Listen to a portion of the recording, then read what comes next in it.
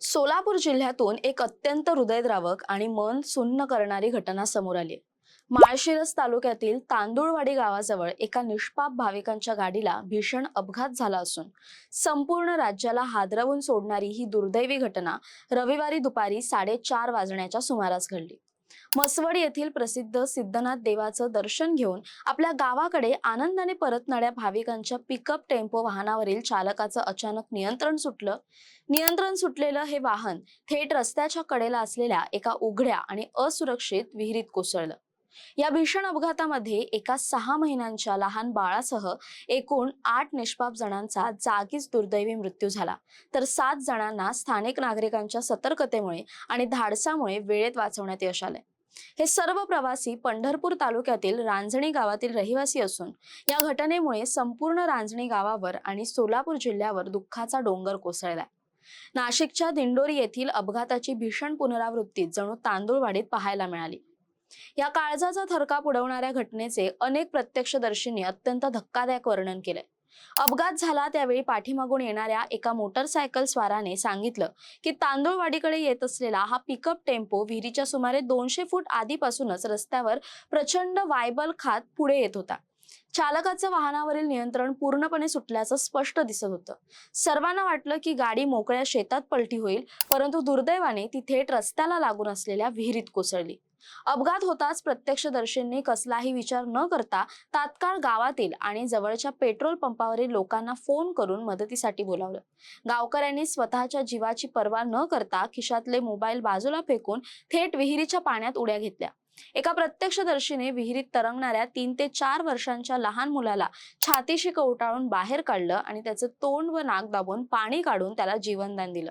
गावकऱ्यांनी आणि प्रशासनाने तब्बल 2 तास विहिरीच्या पाण्यात अथक परिश्रम करून दोरखंडाच्या आणि ट्रॅक्टरच्या मदतीने बुडणाऱ्या लोकांना व मृतदेहांना बाहेर काढलं. गावकऱ्यांच्या या तात्काळ धाडसामुळे 7 प्रवाशांचे प्राण वाचू शकले.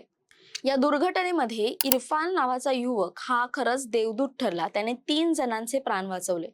या दुर्घटनेची माहिती मिळताच परिसरातील राजकीय वातावरण आणि स्थानिक नागरिकांमध्ये आता तीव्र संतापाची लाट उसळली आहे. घटनेनंतर खासदार धैर्यशील मोहिते पाटील आणि आमदार उत्तम जानकर यांनी तातडीने घटनास्थळाला भेट देऊन पाहणी केली. यावेळी त्यांनी सार्वजनिक बांधकाम विभाग आणि रस्ते विकास महामंडळाच्या ढिसाळ कारभारावर जोरदार प्रहार केला. लोकप्रतिनिधींनी आरोप केलाय की या मसवड पंढरपूर रस्त्याचं काम अत्यंत निकृष्ट दर्जाचं आणि अर्धवट अवस्थेत ठेवण्यात आलंय. रस्त्याकडील झाडं, धोकादायक वळणे आणि मुख्य म्हणजे रस्त्यापासून अवघ्या 5 ते 10 फुटांवर असलेल्या उघड्या विहिरींना कोणतेही संरक्षक कठडे म्हणजेच बॅरिकेड्स बांधण्यात आलेले नाहीयेत. वारंवार पत्रव्यवहार करून आणि संबंधित मंत्र्यांकडे बैठकीची मागणी करूनही अधिकाऱ्यांनी याकडे जाणीवपूर्वक दुर्लक्ष केलं. कंत्राटदाराने टोल नाक्याची तयारी केली, मात्र रस्त्यावरील खड्डे आणि विहिरींची सुरक्षा वारंवार सांगूनही वाऱ्यावर सोडली. या हलगर्जीपणामुळेच दरमहा या ठिकाणी छोटे मोठे अपघात होत असून या भीषण मृत्यूला कारणीभूत असलेल्या दोषी अधिकाऱ्यांवर आणि कंत्राटदारांवर सदोष मनुष्यवादाचे गंभीर गुन्हे दाखल करण्याची मागणी त्यांनी केली. घटनेचं गांभीर्य ओळखून सोलापूरचे जिल्हाधिकारी स्वतः तात्काळ घटनास्थळी दाखल झाले आणि त्यांनी परिस्थितीची सखोल पाहणी केली. त्यांनी सर्वप्रथम आपल्या प्राणाची बाजी लावून 7 लोकांचे प्राण वाचवणाऱ्या स्थानिक गावकऱ्यांना आणि प्रशासकीय टीमच्या शौर्याचे जाहीर कौतुक केले. जिल्हाधिकाऱ्यांनी माध्यमांशी बोलताना स्पष्ट केलं की या अपघाताची 360 डिग्री म्हणजे सर्व बाजूंनी सखोल चौकशी केली जाईल. यामध्ये प्रामुख्याने ट्रान्सपोर्ट विभागाच्या नियमांचे झालेले उल्लंघन म्हणजेच कमर्शियल किंवा मालवाहू वाहनातून बेकायदेशीरपणे प्रवासी वाहतूक करणं आणि क्षमतेपेक्षा जास्त लोकांना गाडीत बसवणं या घटकाची आरटीओ मार्फत चौकशी केली जाईल. त्याचप्रमाणे रस्ता कंत्राटदार आणि रस्त्या शेजारील विहीर मालक यांनी सुरक्षा नियमांचे पालन का केलं नाही याचीही चौकशी केली जाईल. तपासात जो कोणी दोषी आढळेल त्याच्यावर अत्यंत कडक कायदेशीर कारवाई केली जाईल असं त्यांनी ग्वाही दिली आहे. तांदुळवाडीतील या भीषण अपघाताने राज्यातील उघड्या आणि असुरक्षित विहिरींचा प्रश्न पुन्हा एकदा ऐरणीवर आणलाय. भविष्यात अशा दुर्दैवी घटनांची पुनरावृत्ती टाळण्यासाठी जिल्हा प्रशासनाने आता महत्त्वपूर्ण पावले उचलण्यास सुरुवात केली आहे. जिल्हाधिकाऱ्यांनी दिलेल्या माहितीनुसार आता सोलापूर जिल्ह्यातील सर्वच तालुक्यांमध्ये मुख्य रस्त्यांच्या कडेला असलेल्या सर्व विहिरींचे आणि धोकादायक ठिकाणांचे व्यापक सर्वेक्षण केले जाईल.